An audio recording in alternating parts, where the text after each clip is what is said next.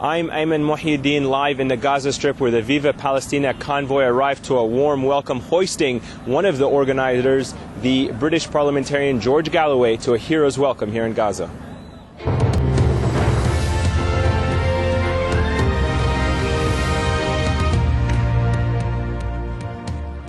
More than 100 trucks from the Viva Palestina Convoy have finally rolled into the Gaza Strip. But what should have been a significant day has been marred by violence. In the last hours of the convoy's journey, clashes between Hamas loyalists and Egyptian troops left one Egyptian dead. Well, this was the scene as the convoy finally made its way through the Rafah crossing a month after leaving Europe. It was the end of a long journey marked by diplomatic tension and changes of route. For the latest, let's go live to Ayman Muhyiddin in Rafah on the Gaza side of the border. Ayman, over to you. Well, Stephen, a short while ago, indeed, the Viva Palestina Convoy made its way into Gaza to a warm welcome, and we are now joined by Mr. George Galloway, one of the main organizers and architects of this particular convoy. Mr. Galloway, this is the third time Viva Palestina has made its way into Gaza. What message are you carrying this time to the people of Gaza and to the world? Well, we're of course trying to bring humanitarian aid as much as we can carry, and it's the biggest convoy so far, so we're getting bigger.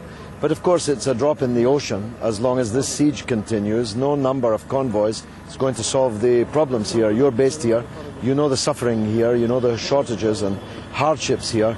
So we're not only trying to bring in aid, we're trying to show the world there's a siege.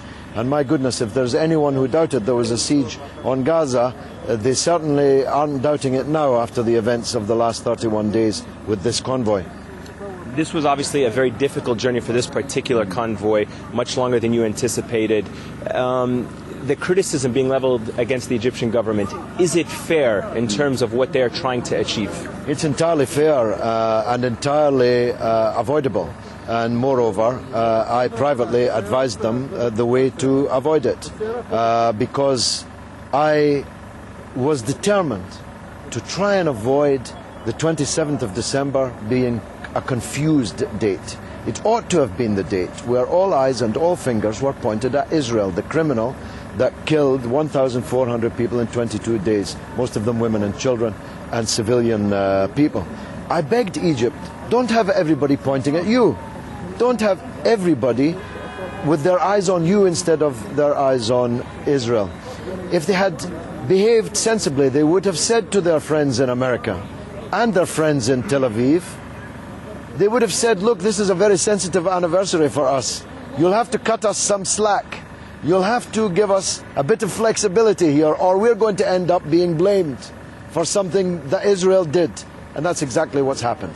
Mr. Galloway, those that may be critical of this particular convoy will ask, why did you not try to come in through Israel, the main perpetrator of this siege? Why not try to break the siege through the Israeli side as opposed to the Egyptian side? We will never set foot in Israel.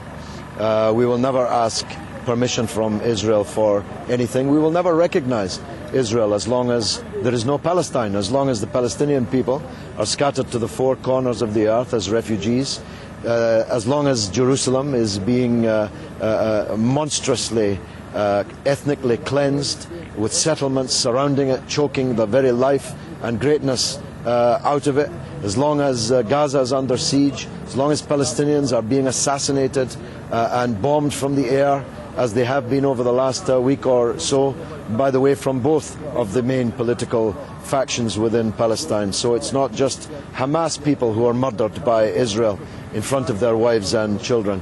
We will never recognize an Israel as long as such a situation exists for the Palestinians. And finally, just one last question. You're obviously bringing a message to the people of Gaza. What message will you take from the people of Gaza to the outside world once you leave after 48 hours? Well, I'm in favor of the unity of the Palestinian people. As I've said always, I'm not myself a supporter of Hamas. I was with Yasser Arafat since I was 21 years old, and I was at his bedside in Paris when he died. So my point is this. Only the Palestinian people have the right to choose their leadership. That was true when it was Arafat, and it's true now when the vote for are people that the West and Israel don't like. You can't choose other people's leaders. And I'm sure, going to leave here absolutely convinced that the Palestinians here will never be starved into surrender. Anyone who's counting on that, whether Israel or anybody else, and I mean anybody else, who's counting on that, is making a big mistake. They don't know this people if they think they can starve them into surrender. This Palestinian people, taught by Arafat, by the way, will never surrender. Mr. Galloway, thank you very much for your time. Welcome to Gaza. Well, there you heard one of the main organizers of the event there, the British parliamentarian George Galloway, clearly expressing, the sentiments of many Palestinians who want to see an end to the Israeli-imposed siege. All of this comes on the heels of a very bitter day for Palestinians who clashed with Egyptian border guards that left one Egyptian soldier dead. For more on that, my colleague Tariq Baisley had this report. Hundreds gathered on the Gazan side of the border with Egypt. The object had been to demonstrate against the delay of an aid convoy. That and Egypt's construction of an underground barrier to stop smuggling through cross-border tunnels. But the situation was soon out of control, hundreds hurling rocks across the border at Egyptian guards. Hamas police fired shots to disperse the crowd. Gunfire was also heard from the Egyptian side. Dozens of Palestinians were wounded in the scuffles. One Egyptian border guard in this watchtower killed. 9 other guards were injured by stones. According to the eyewitnesses, it was a civilian rally, it was a peaceful rally, and the shoot started from the Egyptian side while one of Hamas leaders was addressing the rally. The border clashes will only add to the embarrassment of Egypt. It's been criticised for not doing enough to help those living in Gaza, accused by some of being too willing to cooperate with Israel in its 28-month blockade of the Strip. I don't think any state can accept leaving its borders exposed or unwatched. We used to have an agreement over the crossing points in 2005, and as a result of the Palestinian internal conflict, it was suspended. We have lived up to our historical responsibility and we cannot abandon it. However, our national security rises above any other consideration. The incident will further stress relations between Egypt and Hamas and serve to only raise tensions at what is a critical border crossing for the Palestinians. Tariq Baisley, Al Jazeera. Well, Ayman, as you and I both know, Gaza has been blockaded for 28 months, and Egypt has been criticised, certainly in the Middle East, for cooperating with Israel. Can you tell us more about why Egypt is cooperating?